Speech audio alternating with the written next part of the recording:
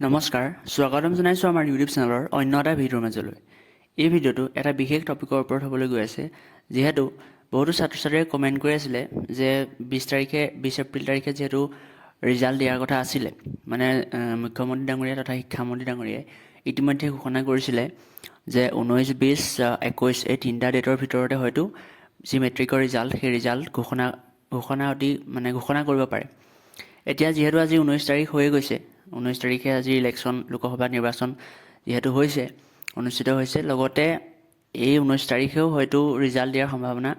বহুতে কৈছিলে যে 19 তাৰিখে ৰিজাল্ট দিব, যিহেতু আমি আমাৰ চেনেলত আগতেও ভিডিঅ' প্ৰস্তুত কৰি থৈছোঁ যে কোনোপধ্যে 19 তাৰিখে ৰিজাল্ট দিয়াটো সম্ভৱ নাছিলে। গতিকে সেইটোৱে হ'ল যে এতিয়া 19 তাৰিখে ৰিজাল্ট আজি নিদিলে।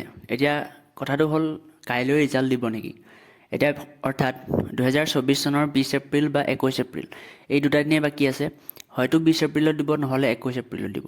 এতিয়া বহুতো ছাত্ৰ ছাত্ৰীয়ে আমাক কমেণ্ট যোগেও সুধি আছিলে যে 20 তাৰিখে ৰিজাল্ট দিয়াৰ সম্ভাৱনা আছে নে 21 তাৰিখে ৰিজাল্ট দিয়াৰ সম্ভাৱনা আছে, তেওঁলোকে সুধি আছিলে। এতিয়া যদি আমি কথাটো ক'বলৈ যাওঁ, যিহেতু এইটো কোনো ধৰণৰ অফিচিয়েল আপডেট নহয় বা অফিচিয়েল ন'টিচ নহয় যে 20 তাৰিখে ৰিজাল্টটো দিব। এতিয়া যোৱাবাৰ কি হৈছিলে, যোৱাবাৰ 2023 চনত যিহেতু ছাত্ৰ ছাত্ৰীসকলে কি কৈছে, আগদিনাও গম পোৱা নাই, মানে ৰাতিপুৱাহে তেওঁলোকে গম পাইছে যে আজি তেওঁলোকৰ ৰিজাল্ট দিব। এতিয়া তোমালোকৰ এই যি 2024 চনৰ ছাত্ৰ ছাত্ৰীসকল, তেওঁলোকৰ বাবেও এনেকুৱাই হ'ব। হয়তো তেওঁলোকে ৰাতিপুৱা গম পাব বা ৰাতিপুৱা 6মান বজাত বা 7মান বজাত গম পাব যে তেওঁলোকৰ ৰিজাল্টটো 9 বজাত যি মেট্ৰিকৰ ৰিজাল্ট সেইসমূহ ঘোষণা কৰা হ'ব। এতিয়া ছাত্ৰ ছাত্ৰীসকলৰ বাবে এইটো এটা ভাল খবৰ বা ভাল বিষয় বুলিয়ে ক'ব লাগিব, কিয়নো বহুতো ছাত্ৰ ছাত্ৰীয়ে চিন্তাত ভুগি থাকে ৰাতিটো। তেওঁলোকে যদি আগদিনাই গম পাই যায় যে কাইলৈ ৰিজাল্ট দিব, তেনেহ'লে সেই ৰাতিটো তেওঁলোকে ভালদৰে শুবও নোৱাৰে বা তেওঁলোকৰ ভালদৰে খাবলৈ মেলিবলৈও দিগদাৰ হয়। গতিকে স্বাস্থ্যৰ প্ৰতিও তেওঁলোকৰ যতনটো লোৱাটো অতি দৰকাৰী, কিয়নো এইটো মানসিক চিন্তা এটা আহি যায়। ৰিজাল্ট দিব বুলি ক'লে বহুতো সকলোৱে ঘৰৰ পৰা বিভিন্ন ধৰণৰ ওচৰ চুবুৰীয়াই তেওঁলোকক ফোন কৰি বা বিভিন্ন মাধ্যমৰ যোগেদি তেওঁলোকক সোধে যে ৰিজাল্ট দিব নে নাই। গতিকে তেওঁলোকে সেই যিহেতু ৰিজাল্টৰ সম্পৰ্কতে তেওঁলোকে যথেষ্ট মানসিকভাৱে তেওঁলোকে দুৰ্বল হৈ পৰে। গতিকে এইটো এটা ভাল খবৰ, কিয়নো যিদিনাখন ৰিজাল্ট দিব সেইদিনা ৰাতিপুৱাহে ছাত্ৰ ছাত্ৰীসকলে গম পাব যে ৰিজাল্টটো আমুক দিনা দিব। এতিয়া কথাটো এনেকুৱা যে 20 তাৰিখে দিব নে 21 তাৰিখে দিব। এতিয়া আমি আগতে যিটো ভিডিঅ' প্ৰস্তুত কৰিছিলোঁ, সেইটোত বিশেষভাৱে উল্লেখ আছিলে যে 20 তাৰিখে ৰিজাল্টটো দিব। এতিয়া 20 তাৰিখে ৰিজাল্টটো দিব বুলি কৈছিলোঁ, কিন্তু এইটো ডাইৰেক্টলি এইটো কোনো ধৰণৰ অফিচিয়েলি হোৱা নাছিলে। কিন্তু মুখ্যমন্ত্ৰী ডাঙৰীয়াই আমি অলপ কেলকুলেট কৰিহে কৈছিলোঁ যে মুখ্যমন্ত্ৰী ডাঙৰীয়াই যিহেতু তেওঁলোকে কৈছিলে 19, 20, 21 তাৰিখে দিয়া হ'ব বুলি।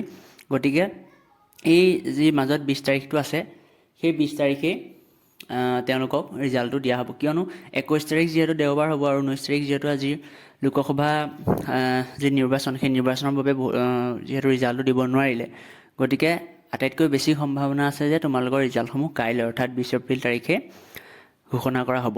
গতিকে ছাত্ৰ ছাত্ৰীসকলে চিন্তা কৰি থাকিব নালাগে, তোমালোকৰ ৰিজাল্ট নিশ্চয়কৈ ভালেই হ'ব যদিহে তোমালোকে এক্সামটো ভালদৰে দিছা।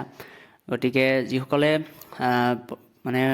আমাৰ চেনেলটো নতুনকৈ আহিছে বা নতুনকৈ চেনেলটো তোমালোকে ভিজিট কৰিছা, প্লিজ চেনেলটো ছাবস্ক্ৰাইব কৰি ন'টিফিকেশ্যন বেলটো অলপ ক্লিক কৰিবা, যাতে ভৱিষ্যতে আমি যিকোনো ধৰণৰ আপডেট দিলে তোমালোকে অতি সোনকালে আপডেটসমূহ পাব পাৰা।